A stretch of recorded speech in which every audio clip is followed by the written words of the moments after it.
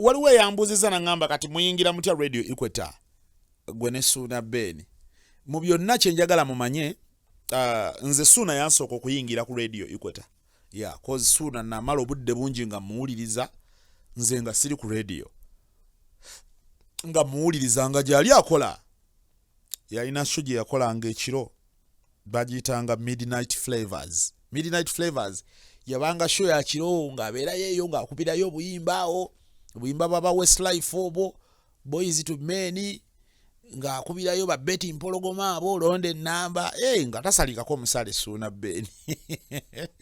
By then teyali Suuna Ben, yali yeeyita Omulangira Suuna. Nga abeerayo ekiro eyo, nga akolerayo byakolerayo nga agivaamu ku makya. Then obudde gye bwagenda bweyongera n'agenda ng'asuumusibwa. Bakama baffe ne bamusuumusa, ne bamujja okukola esho y'ekiro, ne bamuteeka kuba nzijukira Suuna namuwulirakokko ng'akola ne Shiba Magezi oyo show eyo eya Buta Naziba. Naye bwe wagiwuliranga ng'owulira ku radio, by then nali sinabagenda ku radio, naye nalina okutu, nalina ne sense esobola okuwulira ne mbaako analysis gyempa mu bye nawuliranga. Even by then era nsobola n'okubyozaamu ne mbireeta mu ntegeero ya leero ne nkunnyonnyola kye nawuliranga bwe nawuliranga Suuna, Mulangira Suuna ne Shiba Magezi nga bakola. Naye ebyo binaaba bya lulala. Kubanga jjukira omu yali senior, omulala nga junior, if I'm to say. Omulala yali junior kubanga Suuna yali yakajja. Ate ebiseera ebyo jjukira nga bwe tuze tubagamba twali mu karaoke gye twava nga tuliye mu karaoke gye twogerera oluzungu, ng'ebisinga byonna bitukola nga tutegeera byeri mu karaoke, naye ne tugenda ku radio Mukama n'atutaasa. The rest is history. Kakati Suuna ye namusangayo ku radio equator. Era naye bwe tulifuna obudde ndoza naye alijja nannyonnyola butya bwe yasamba akajja okwesolesaayo munda. Naye nze ebyange nga nze mu byonna nze nali present okuva nga ndi waka, okuva nga ndi muto, nga nze ndi presenter mu bwongo bwange nga nkiwulira, nga mpulira ndooza na gwe mulimo gwokka gwe mpulira nsobola okukola, kuyimirira mu maaso g'abantu kubaako kye ŋŋamba. Kubanga nze n'ewaka ne ku kyalo ewaka ebugabira, ekimu ku byannyumiranga nze kutuula awo ne nnyumya oba ku bantumye ku dduuka, era gye emiggo nalya mingi nga bwe ntera bibanyumiza ku radio ku Sande ku makya. Bituufu simulooza mbu njiya biyiiye ebya ddala. Kati nze nanyumirwanga nnyo okugenda ku dduuka n'ensangawo tugeze abantu nga bana, n'ensimbula emboozi kasita nfuna attention yaabwe. Nze ebisigadde gwe musaala gwe nali nga mpulira ogunsasuddwa obudde obwo, nga mpulira kimala bumazi, nga ntandika okunyumya ekirungi nti ebyokunyumya nabanga nabyo, kubanga nafubanga nnyo nga bwe nsobola okubeera informative. Okubanga nga ndi informed, kati nga noonya nnyo ebintu areas eziri informative nga nze nzinoonya nemba informed nze nga nze omwana ali mu kyalo Bugabira. Kati nga wonna wonsangira nga mbeera equipped with info, kati nga nkugamba ebintu ebituufu, newe mba nkugambye ebituufu bina nga bya ddala, nga ne bw'onoogenda n'okola research ojja bisanga, kati nga nsobola okukulimbirawo ebirala nga 15. Naye nga ninayo ebituufu byange bimeka? Bina. Ekyo ku mwana ali mu kyalo si kya bulijjo nnyo, naye neeyambisanga nnyo okuwuliriza radio. Era okuwuliriza radio tikunvanga nze nakati ndi muwuliriza nnyo wa radio. Yensonga lwaki olaba nina ne wano radio yange. Abamu bagamba mbu radio z'abakadde. Nina wano radio yange yiino wano, era ebeerawo wano mu office. Tevaawo ikampuliremu. Ojiwulira?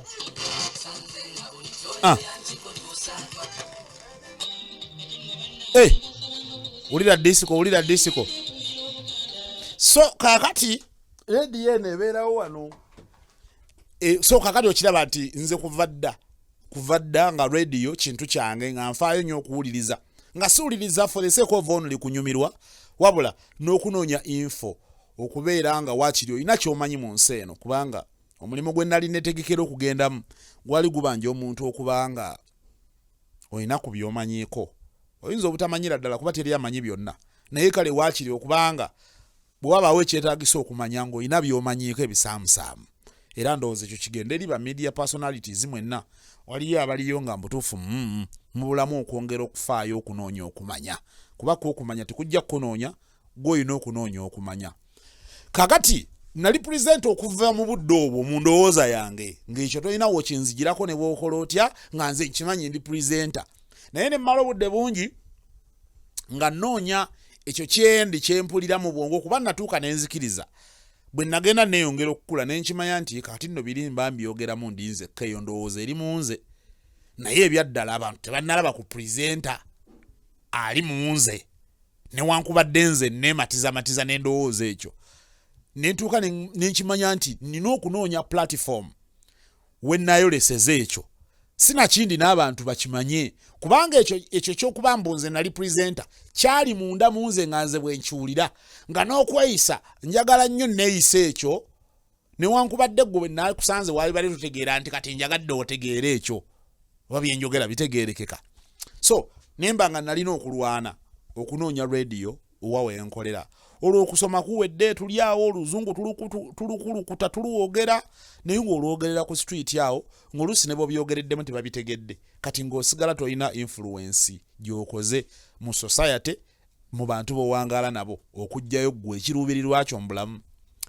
Natuuka nga tulina okutandika okuyiriba okugenda okunoonya radios. Of course obudde twamala bungi nnyo Masaka awo mu tawuni nga tukuba endiyoki, era abantu mmwe abaatulaba nga tukuba endiyoki nga mutuzzaamu amaanyi mwebale, kubanga twabeerangayo mu ndiyoki eyo. Endiyoki waba obuyogera bwote kati abamu abatabitegeera abayinza obutabitegeera, naye gye twayitanga endiyoki ye kwekola karaoke oyo. Okukola karaoke, omwana akwata omuzindalo nga guno gwenkutte n'agenda ku stage ne bamukubira wali oluyimba ne yeefuula mbu yeye Haruna Mubiru n'aluyimba, ne yeefuula mbu yeye Bebe Kulu n'aluyimba, ne yeefuula. Twabairanga ne Tafubi oyo, Tafubi yayimbanga oluyimba lw'abeefuula ng'ajja ku stage abadde bigalubindi n'abuukabuuka bw'ati bw'awanika omukono mu bbanga ne bamufuuwa n'annyuka n'agenda. So kakati karaoke oyo obudde obwe twamubeeramu nga etwali b'amaanyi, ng'otuuka n'abaana abamu batuukanga ne bakulowoozesa n'akola ebirowoozesa abaliwo abamwetoolodde mbu ye muyimbi oyo nannyini luyimba olwo. Batafubi abo ebiseera ebyo nga kati ng'omuwala omugaani ng'onnyonnyola nsonga ki, ng'onnyonnyola ki, okitegeera. Suuna oyo yayimbanga oluyimba lwa Dipo Naziggala, naye n'atuuka okwerabira nti ye Suuna, n'aleka okulowooza nti aleka ye Kafeero, kubanga yaluyimbanga kijja kuba kibi okulowooza nti n'asinga ne Kafeero, naye ng'otuuka bayibe waliwo abaana abayimbanga ennyimba nga bazikola nga bazimayiminga, n'atuuka n'akwerabiza n'ennyini luyimba. Twalina omwana e Masaka era nakati akyaliyo bamuyita Muganzi Robert. Ebiseera ebyo baali bamuyita Boy. Boy yayimba ennyimba za Buddu Mulaasi, ng'otuuka n'otuuka naawe ng'okimanyi nti ebyaddala si ya Buddu Mulaasi, naye nga buli lw'omulaba ng'obwongo bukulowoozesa nti Buddu Mulaasi mumulina owaddala, kubanga yatuuka n'azambala n'azibeera. So kakati bye twabeerangayo mu karaoke. So obudde obwo twabubeerayo, naye nze twabeerangayo ng'obwongo bulina gye bundi, kubanga ekyo nali sikyagalangako obulamu bwange, era nabigendamu olw'okuba nali nina passion ku music, nabigendamu olw'okuba natuuka ng'embeera ekuttemu enywezezaamu. Kati ng'ate olaba abavubuka abali mu society mu community w'owangaalira abasinga kye baddukiddemu, nga tolaba bafunayo akasente. Twafuniranga ddala ssente ssebo, tuli ba muzannyo, ng'ogenda ne mukuba ne mumaliriza ne bakuwokya 3,000 n'ogenda ekezo ssente nga zimala bumazi. Oluusi ne batazikuwa n'ogenda ng'oyomba ate enkya n'oddanga tebakukubidde essimu, ye ate baali kukubidde ku ki nga n'essimu tolina. So byali bwe bityo. Kati obudde bwe twamalaawo, ffe twali ku Sesekoona, twalina kampu 2. Ffe kampu mwe twali yali ya ku Sesekoona. Kati Suuna oyo balina kampu yali ku Tropicana, balingayo ne Bashirafo n'Ashibaga katono. Kati Suuna nga bwe bali ne Bashibaga kataabo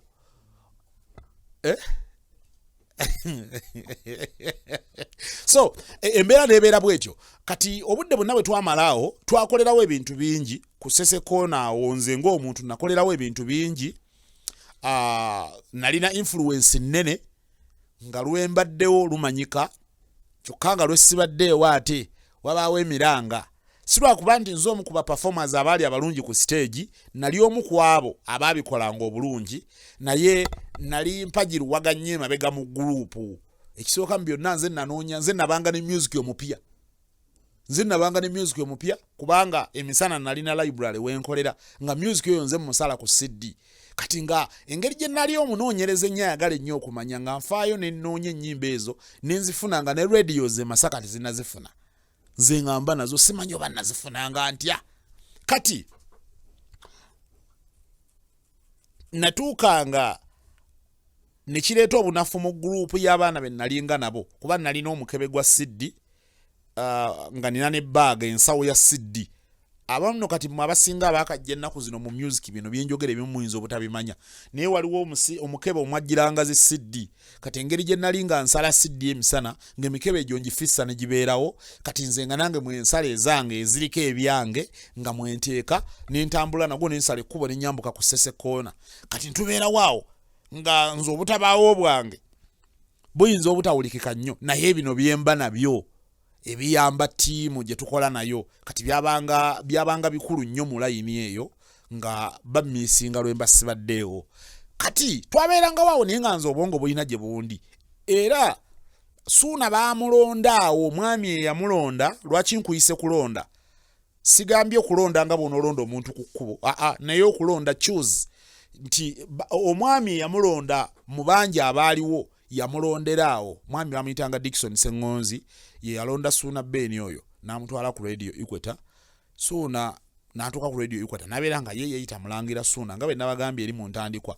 Kati nze ng'omuntu natuuka ne neekyawa nga Suuna muwulira ku radio gy'ali azoganya yeeyagala abantu bamukubira amasimu awo obuwala bugamba bannanga mulangira Suuna weebale kuweereza n'ogamba wagwan nawe nga gy'oli eyo kati ate nze oluusinga gye ndi mbeera yeeno gye nsula nali nsula mu nnyendo by the Suuna ndowooza ebiseera bye yali asula mu nnyendo naye nga nze mbeerawo nga Suuna alina bye mpulira akola nga nze mpulira ate nsobola obbikola okusingakaawo naye nga munnange yalina waabikolera nga nze ndi mu kibooziboozi kyange kya mu mutima kwematizamatiza. Kati ebyo ne bibeerawo awo naye natandika okutambula nga nnoonya omulimu kalate nze ekisesa nze natandikira ku radio Buddu okunoonya omulimu era gye obwongo bwange nali mpulira nze nga muli munda munze jjukira nali nina presenter gwe mpulira munda munze kati natuuka ne ku conclusion munda munze nga mpulira presenter oyo tasaana ku radio Equator wana nali nsaana ki wana nsaana miggo nga mpulira nze presenter ali munze asaana kutandikira ku radio Buddu ey'omuntu wa bulijjo. Kati nentandika okwewuba ku radio Buddu. Kati mu Buddu obwo nze ne Suuna ate olwo twali nnyo situkwatagana nnyo nga n'okuwuliziganya nti tuwuliziganya biri awo twali tutuwuliziganya nnyo biri awo naye nga mu kaliyo kitulabagana ekiro era yajjangawo wali we tukolera n'asaba naaba njagala kuyimba yawo kiddipo n'omusuulirayo kiddipo n'akuba n'asolooza byasolooza n'agenda kubanga Suuna baali banene already mu karaoke nga tagambikako nga takwatikako nga tafugika nga talina kyomugamba ate omugambeko ani anaayimba ddipo naziggala ani anaayimba galenzi mmwe. So yali w'amaanyi already yali amaze okufuna erinnya actually Suuna erinnya ndoozi alifuna kuviira ddala ku ssomero. Kaakati nentandika okuyiriba radio Buddu nga nze mpulira gye njagala okutandikira kati mmwe aba radio endala nga timira kye muŋŋamba nga nze kye mpulira neewuuba ku radio Buddu awo ebbanga ne liwera. By then omwami yali aliwo nga Piddi bamuyita mwami yawe Habati Kabanda. Mwami yawe Habati Kabanda emirundi gye neewuubawo nga mingi nnyo nnyo ndowooza kirabika mu ndowooza yange obudde obwo ekyaliwo kyeka natuuka ne mutama. Ekisooka nali muto kuba kati twogera ku bintu bya 2006 I was 19 years nakava ku ssomero nga ndi kato kyenneekakasa bino by'omwana okusoma biki byonna byo nali tolina kyomumanja nali mbimaliriza bulungi kwalaali naye nga endabika nga toyinza kunneesiga kumpa buvunaanyizibwa. Kati mwami yawe Kabanda ono ng'omusajja omukulu ate omuzadde alabika ndooza yantunuulira n'agamba omulenzi ono alabika ali passionate nnyo ku mulimo guno. Era mu mirundi emingi gye neewuubawo nagendawo ko ne mbasaba n'obbasaba nkola akalango k'ekibbiitu. Waliwo ekimu ku episodes z'ekibbiitu ezasooka eri nga batandika. Nagendawo nenkola nze kye nayita okukola akalango. Ogendayo n'okavoisinga bannange kakati ekibbiitu kya Radio Buddu. Ningenda mu production eyo waliyo omwami bamuyita Christopher Kiwanuka. Bampayo omukisaawo nengenda nenvoisinga akalango lwako bannakalinda ku radio saakawulira. Ekyo tikyansanyuseera naye nanyumirwa nti bampa omukisa nengendayo nenvoisinga akalango. Kati naddamu okwewubawo emirundi mingi ebyaddala nange bwe nziramu n'enkirowoozaamu kati ndabika natuuka abakulu nembatama. Ndabika natuuka nembeera mungi nnyo ku Radio Buddu. Kati mwami yawe Kabanda lumunzi gya musanga mu mulyango awo kuba yakolanga morning show ku makya bagiyitanga Serukeera. Yagikolanga n'omukyala bamuyitanga Kereni Kanyange. Kuba te Kereni Kanyange awo yamala ne bamukyusa ne bamuteeka ku kijjulo mawuno ne Siraaje Magambo. Naye nga by then yalinga akola naye oba yali Kereni Kanyange. Waliwo omukyala bamuyitanga oba Margaret Nambusi. Naye yakolako naye ku makya ate ne bamala ne bamuziza akawungezi mu mukyakaze. Kati babaludde nga mugoberere bimanyi mu bimanya abamu temukyabijjukira. Kakati lumu mwami yawe Kabanda musanga ayimiridde mu mulyango gwa Radio Buddu ku madaala awo wansi we basimbanga pikipiki nga neewubyewo nnyo ebyaddala. Mwami yawe Kabanda n'aŋŋamba yalina ku ssimu namusanga atadde essimu ati kutu n'aŋŋamba naye mulenzi gwe okyali muto lwaki togendako ku Radio Equator n'osabayo omulimu. Nempulira bubi nempulira nga nvumye nempulira nga nannyonnyola ebintu bye yaŋŋamba awo mu ngeri nga mutwalo mulamba. Kitegeeza ku Buddu sisaanayo. Kwegamba nga bw'omanyi omenyekamu omutima kituufu gwamenyeka. Nendwala omutima nempulira bubi nemukyawa nempulira nga buli kirungi sina kirungi nanyimu kye mwagaliza. So ng'omwana kuba nali mwana I was 19. Era ebiseera ebisinga obungi nti waliwo mu bulamu muno waliwo byolowooza ku myaka egimu nga omuntu bw'abanga ye mukulu ategeera asobola n'okukusonyiwa n'amanyi kati ekyo akirowoozeza emyaka bwali naye mu myaka 3 oba 4 ajja kutuuka akirabe nti oluusi kino kyenkoze kituufu. Kati mwami yawe Kabanda kye yaŋŋamba ku olwo nawulira bubi nempulira nga omuntu adda mu bwongo bwe ng'olowooza Radio Buddu gwe gy'owulira ekusaana gy'owulira weepikira oli bw'akugamba nti ate genda ku Radio Equator owulira nga akukubye empi weva wano genda toli kirasi ya wano wegenda zungira mu buli radio. Kati bye nawulira by then. Kakati bwe nvaawo bwe nti saddayo mu town nayambuka bwambusibwala naye kwata kkubo nenyambuka ku stage ya boda ziri ku roundabout ya Masaka Seeke nentandikira okwolwo lwennyini nentongoza okunoonya kwange omulimo ku Radio Equator. Nenkironkinga njagala okukutegeeza ebbanga lyali ddene linnatambula olugendo olwo nga ndutambula buli lunaku bwe nnyumya buli lunaku ntegeeza okuva bwe yakiŋŋambira ekyo okutuuka ndowooza mu mwaka gwa 2008 nga buli lunaku ngenda ku radio awo nendabikawo.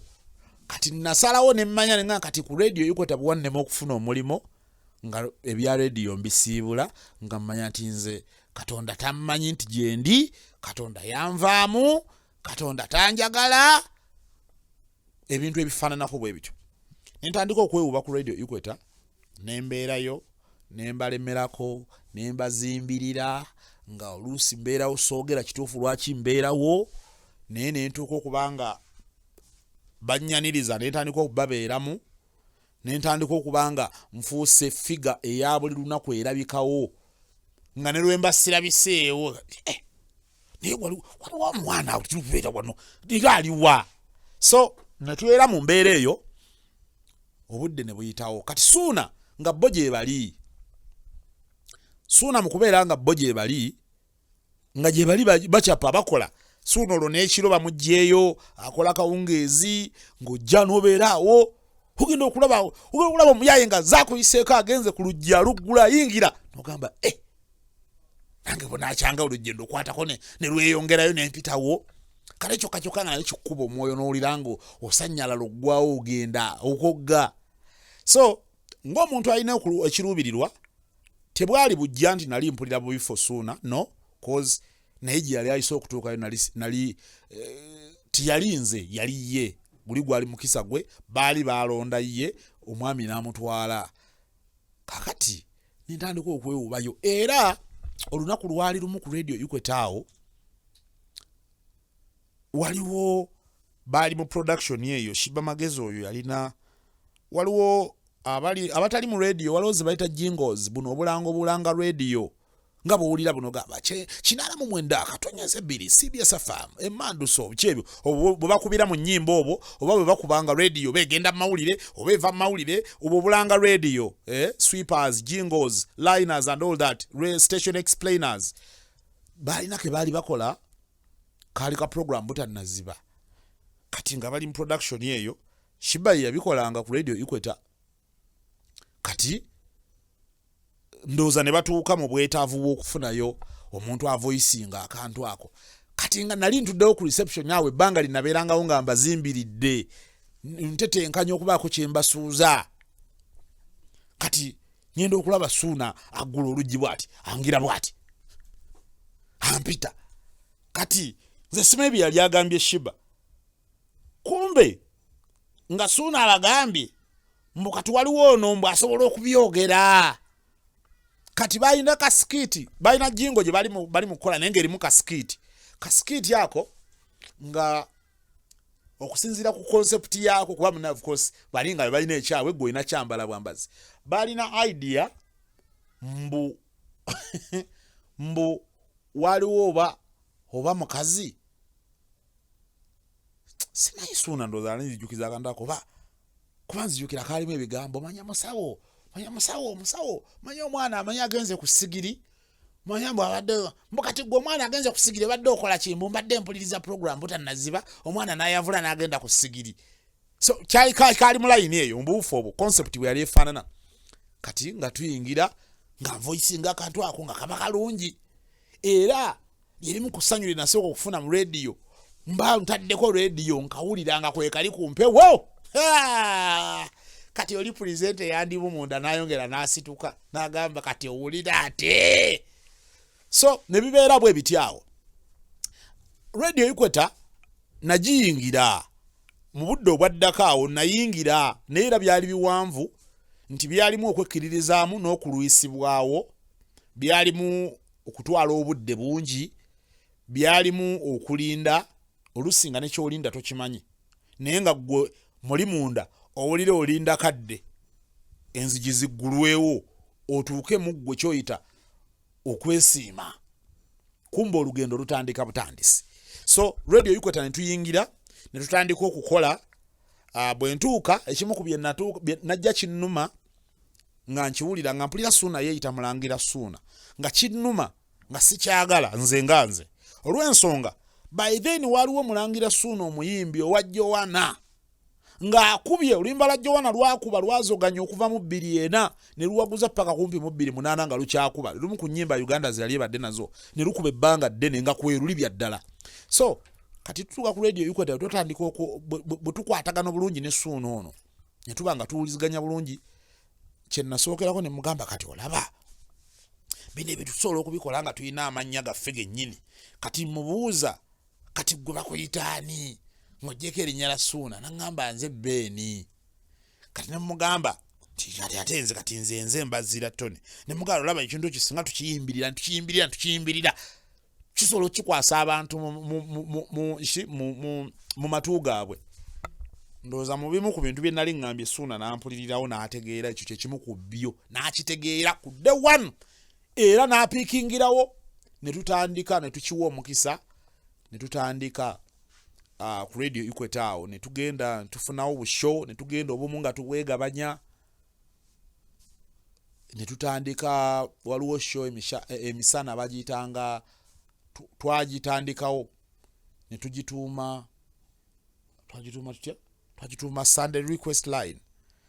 Mayinza kuva dda njagala nnyo amannya ga shows ago ag'oluzungu oba kiki ate siri nnyo wa luzungu naye kati erinnya eryo ne tulitandikawo request line ku radio equator kati nga omuntu akuba essimu n'asaba oluyimba ne luzannyirawo instantly kati ekyo nakyo kyali si kya bulijjo nnyo ku radio ne tukitandikawo of course ku radios endala kyaliwo ko ku CBS okwo Mwami Medi Nsereko oyo babikolanga n'okuba oluyimba n'osaba oluyimba n'alukubirawo kati ne tugenda ffe ne tukyongeramu ebintu nga bya ddala olukuba n'olusaba ne tulukubirawo kyokka ate we tutandikira ebinyaanyanya ne tulukuba nga tulugoberezaamu ebigoma anti ensi neegwa eddalu nga tebiwuliranga nako ensi neetabuka. Njagala okukutegeeza eyo show ne tutandika okwogereramu oluzeyi nga twogeranga abakadde ensi neetandika okwesomba ensi n'ensi ng'eva ebule n'ebweyo okujja erabe abakadde be baleese ku leediyo ate nga bw'omanya ebiboozi bibeerayo eyo ng'agamba abakadde abavubuka bakadde naye ng'aboogera ebyo nze nalina by then olwo nga mpezezza emyaka 21 2008 nga tebakkiriza gwe tebereza omwana alina emyaka 21 oyinza n'okubanga n'entegeera eno eya bulijjo mu bintu ebyenjawulo tennaba nnyo kuba nnungi mu ndaba y'ebintu mu bintu ebyenjawulo naye nga tutuula ku leediyo okwo ne tuseetuka n'oba nga tosobola kugikwata yadde okyankalanyemu bw'oti akalimi. So radio equator bwe tuyingira bwe twayingira ng'era emirimu emirala gyonna naawe eyo gy'okolera naddala ng'ozze ng'emyaka tegiri nnyo ku sayidi yo kati ejjukira ffe twali tuvudde mu karaoke ebigambo byali bingi akati mulese wano abaana abakaliyoki kakati bagenda kukola ki era mubazzeeyo eno radio teriiwo kutwala bakaliyoki kubajjukira waliyo wakaliyoki yali asooseeyo kakati ate mulese wakaliyoki omulala waliwo okulya n'okkomba essowaani naye ebisinga ndowooza nja kubanyumiza mbudde obunaddako mbabuulire abakaliyoki gye baatwala ebintu bino ne gye byaggwera kubanga ku radio equator tetwawangaala nnyo. Suuna ye yansooka okuvaayo n'agenda ku radio Buddu n'ensigalayo aba tewannayita bbanga ttono myezi gyali mibale radio Buddu n'empita tombuuza ani yampita mwami yawe Habert Kabanda ebisigadde nga nabbanyumiza eddakaawo